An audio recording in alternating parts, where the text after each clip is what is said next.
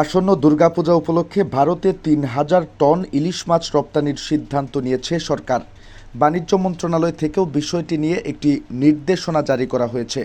শনিবার বাণিজ্য মন্ত্রণালয়ের রপ্তানি ২ শাখা থেকে এক বিজ্ঞপ্তিতে এই তথ্য নিশ্চিত করা হয়েছে। এতে বলা হয়েছে, আসন্ন দুর্গাপূজা উপলক্ষে ভারতে ৩,০০০ টন ইলিশ মাছ রপ্তানির অনুমোদন দিয়েছে বাণিজ্য মন্ত্রণালয়। এতে আরও বলা হয়েছে, রপ্তানিকারকদের আবেদনের বিপরীতে নির্ধারিত শর্তাবলী পূরণ সাপেক্ষে ৩,০০০ মেট্রিক টন ইলিশ রপ্তানির অনুমোদন দেওয়া হলো। সংশ্লিষ্ট আবেদনকারীকে প্রয়োজনীয় কাগজপত্রসহ আগামী ২৪ সেপ্টেম্বর ২০২৪ তারিখ দুপুর ১২টার মধ্যে বাণিজ্য মন্ত্রণালয় বরাবর আবেদন করার জন্য নির্দেশক্রমে অনুরোধ করা হলো।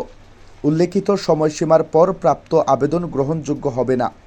উল্লেখ্য, যারা ইতিমধ্যে আবেদন করেছেন তাদের নতুন করে আবেদনের প্রয়োজন নেই। সম্প্রতি বাংলাদেশের পক্ষ থেকে এবার ইলিশ দেওয়া হবে না বলে ইঙ্গিত দেওয়া হয়।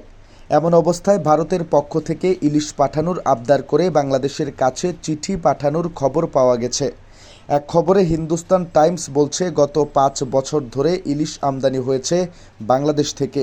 এবারও সেই রীতি মেনে ভারতে ইলিশ পাঠানোর জন্য বাংলাদেশ সরকারের উপদেষ্টা তৌহিদ হোসেনের কাছে আবেদন করেছে ফিশ ইম্পোর্টার্স অ্যাসোসিয়েশন।